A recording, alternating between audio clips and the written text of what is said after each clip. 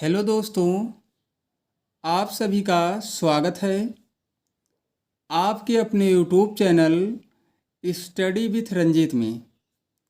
आज के वीडियो में हम लोग महत्तम समापवर्तक यानी हाईएस्ट कॉमन फैक्टर निकालना सीखेंगे और इसे ही शॉर्टकट में HCF कहा जाता है। HCF क्या कहा जाता है? HCF। तो आज के इस वीडियो में हम लोग HCF निकालना सीखेंगे यानी हाईएस्ट कॉमन फैक्टर, और जिसे हिंदी में कहा जाता है महत्तम समापवर्तक।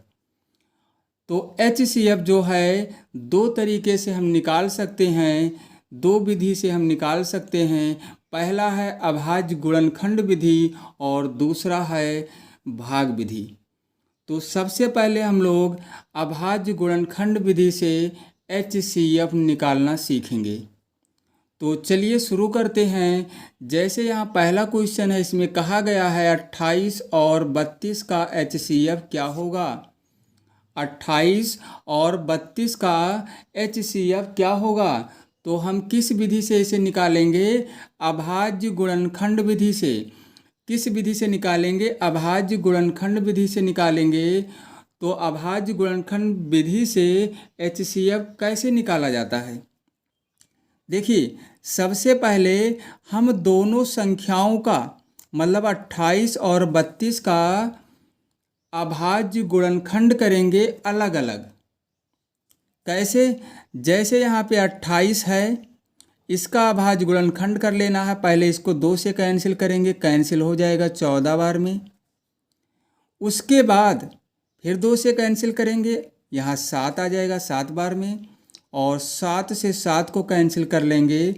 मतलब 28 का जो अभाज्य गुणनखंड आया है 2 गुणे 2 और गुणे 7 आया है। इतना करने के बाद 32 का भी अभाज्य गुणनखंड कर लेना है। किसका? 32 का। इसको भी 2 से कैंसिल जब करेंगे तो यहाँ आ जाएगा 16 बार में कैंसिल हो जाएगा, फिर ये 8 बार में कैंसिल हो जाएगा, और ये 4 बार में, 2 चौके 8, फिर ये 2 बार में, और उसके बाद 2 एकम 2। इसको भी ऐसे लिख लेना है। 32 का अभाज्य गुणनखंड कितना आया? 2 कितनी बार इसमें आ गया है? 5 बार।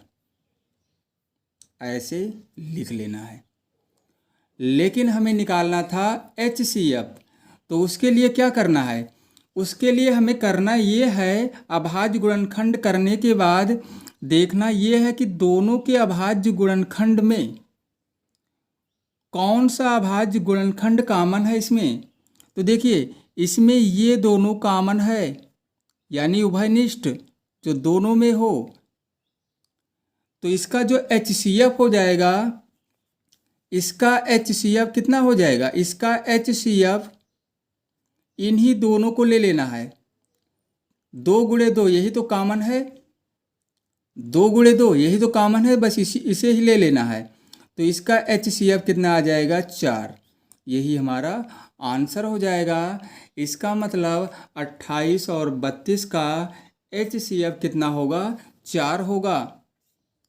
तो इस तरीके से हम HCF निकाल सकते हैं। सबसे पहले जो संख्याएं दी गई हैं उनका अभाज्य गुणनखंड करना है इस तरीके से। उसके बाद हमें देखना यह है कि दोनों में कौन सा गुणनखंड, अभाज्य गुणनखंड जो आया है दोनों का, कौन सा कॉमन है। तो इसमें यही तो कॉमन था जो दोनों में हो। 7 यहाँ है लेकिन इसमें 7 नहीं है, तो केवल हमें इन्हीं दोनों को ले लेना है। 2 गुणे 2 और इसका गुणा करा लेंगे, 4 आ जाएगा। मतलब 28 और 32 का HCF कितना आ गया? 4। अभाज्य गुणनखंड विधि से HCF इसी तरीके से हम निकाल सकते हैं। तो चलिए क्वेश्चन और सॉल्व करते हैं अभाज्य गुणनखंड विधि से। जैसे इसमें दिया गया है, इसमें कहा गया है 8, 16 और 36 का HCF क्या होगा। तो उसी तरीके से अभाज्य गुणनखंड हम कर लेंगे। पहले 8 का कर लेंगे, 2 से कैंसिल करके 4 बार में ये कैंसिल हो जाएगा, फिर यहाँ 2 बार में, और ये कैंसिल हो गया। फिर 16 का ऐसे निकाल लेंगे। 16 का कितना हो जाएगा? 2 8 16, और 2 चौके 8 और 2 दूनी 4 और 2 एकम 2। 36 का ऐसे निकाल लेंगे। 36 कितना 36 है यहाँ पे, तो 36 को 2 से कैंसिल करेंगे 18 आ जाएगा, और 18 को 2 से कैंसिल करेंगे 9 आ जाएगा। 9 2 से कैंसिल नहीं होगा, तो इसको हम 3 से कैंसिल करेंगे 3 बार में, और 3 को 1 बार में। अब देखिए 8 का जो अभाज्य गुणनखंड हमारा आया था, कितना आया है 2 गुणे 2 और गुणे 2। 16 का कितना आया है, 16 का आया है 2 गुणे 2 और गुणे 2, और यहाँ 4 बार मतलब लिखना है इसको। और 36 का कितना आया है, 36 को भी ऐसे लिखना है 2 गुणे 2 और गुणे 3 और गुणे 3। इतना करने के बाद हमें क्या देखना है, हमें देखना है कि तीनों संख्याएं, यहाँ 3 संख्या है, तीनों का जो अभाज्य गुणनखंड है उसमें कौन सा अभाज्य गुणनखंड कॉमन है, कौन सा यहाँ पे कॉमन है। तो यहाँ पे देखिए एक तो ये कॉमन हो गया, उसके बाद ये भी कॉमन है जो तीनों संख्याओं में आ रहा है। उसके बाद देखिए ये 2 और 2 इसमें है लेकिन यहाँ नहीं है, 3 इसमें है लेकिन इन दोनों संख्याओं के अभाज्य गुणनखंड में नहीं है। तो केवल और केवल यहाँ पे कॉमन जो आया है, कॉमन जो आया है 2 और 2, यानी 2 गुणे 2 ही कॉमन आया है। इसका मतलब इसका HCF 4 आ जाएगा, यही आंसर हो जाएगा। इसी तरीके से हम क्या कर सकते हैं, HCF निकाल सकते हैं। सबसे पहले अलग अलग संख्याओं का अभाज्य गुणनखंड निकालो इसी तरीके से, और उसके बाद देखो ये कि इसमें कोई संख्या जो है कॉमन आ रही है, कोई संख्या इसमें कॉमन है, यानी जो अभाज्य गुणनखंड निकाला गया हो कॉमन है। तो इसमें 2 ही कॉमन आ रहा था ये, तो इसी का गुणा करा लेना है और यही हमारा HCF हो जाएगा। तो इस तरीके से अभाज्य गुणनखंड विधि से HCF निकाल सकते हैं। तो चलिए और अब HCF को भाग विधि से निकालना सीखते हैं। किस विधि से निकालेंगे HCF, विभाजन विधि यानी भाग विधि। और भाग विधि में करना क्या होता है, जैसे यहाँ पे दिया गया है 16, 24 और 28 का HCF क्या होगा। तो भाग विधि से निकालने के लिए हमें करना क्या है, इसमें 3 संख्याएं हैं, तो जैसे यहाँ 16 और 24 है तो अलग अलग निकालेंगे। पहले हम 16 और 24 का निकालेंगे, जो HCF आएगा उसका, और 28 का निकालेंगे। लेकिन यहाँ गुणनखंड नहीं करना है। किस विधि से निकालेंगे, विभाजन विधि यानी भाग विधि। तो भाग विधि से निकालने के लिए करेंगे क्या, 16 से हम 24 को भाग कराएंगे ऐसे जैसे भाग कराते हैं। यहाँ पे 3 संख्या है तो एक साथ तो भाग करा नहीं पाएंगे, तो हम क्या करेंगे, 2-2 संख्याओं को लेंगे। यहाँ पहले 16 और 24 ले लो, जो छोटी संख्या है और उससे थोड़ी बड़ी है उसे ले लो, 16 और 24 इन दोनों का निकाल लो पहले। तो भाग करना है 16 से 24 में, तो 16 एकम 16 जाएगा। यहाँ पे घटाएंगे तो यहाँ 8 बचेगा। अब क्या करें, अब देखिए यहाँ 8 शेषफल आएगा, तो जो शेषफल आया है मतलब जो शेषफल आया है उससे भाजक में भाग कर दो दोबारा से। 16 को यहाँ लिख लो ऐसे, इसको भाग कर दो, जब तक यहाँ शेषफल 0 ना आ जाए ऐसे ही भाग करते रहना है। 8 दूनी 16, तो यहाँ पे कुछ भी नहीं बचा। इसका मतलब ये हुआ कि 16 और 24 का HCF हमारा ये वाला हो जाएगा जिससे लास्ट में कैंसिल किया गया है, यही हमारा HCF होगा। लेकिन अभी यहाँ 28 भी है, तो जो HCF आया है 16 और 24 का HCF कितना आ गया है 8, लेकिन हमें 28 का भी तो निकालना था। अब क्या करेंगे, 8 से भाग करा लो, 8 से 28 को भाग करा लो।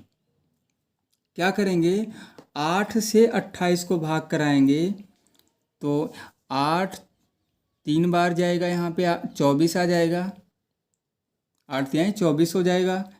यहाँ पे जब घटाएंगे तो 4 बचेगा, शेषफल आ गया।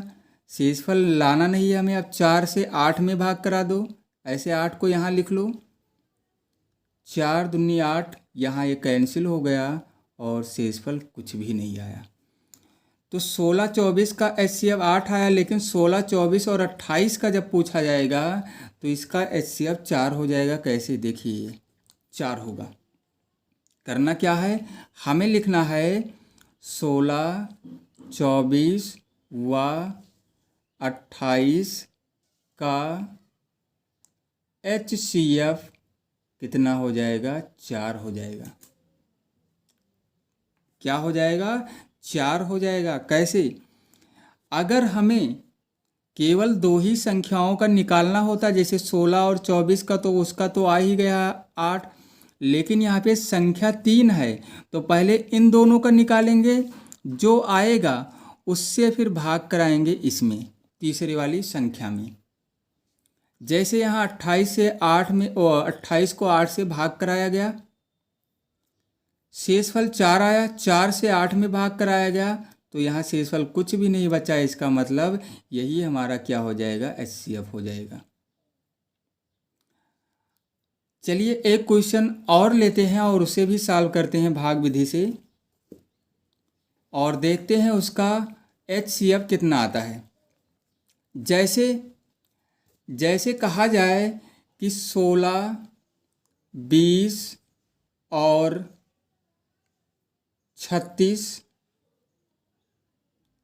का HCF क्या होगा,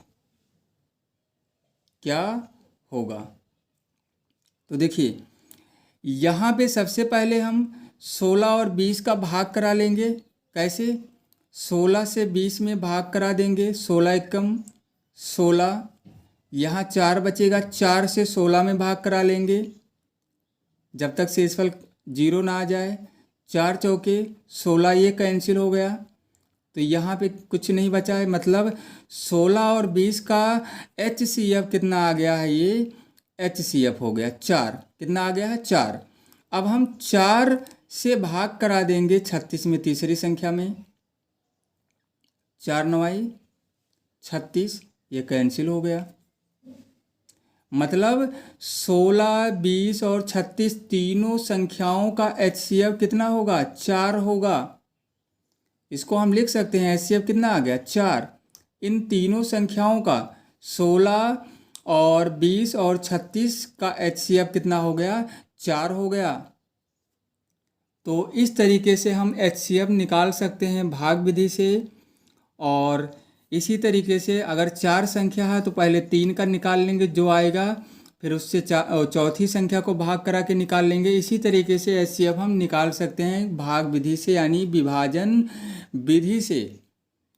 तो आज के इस वीडियो में बस इतना ही, और फिर मिलते हैं अगले वीडियो में।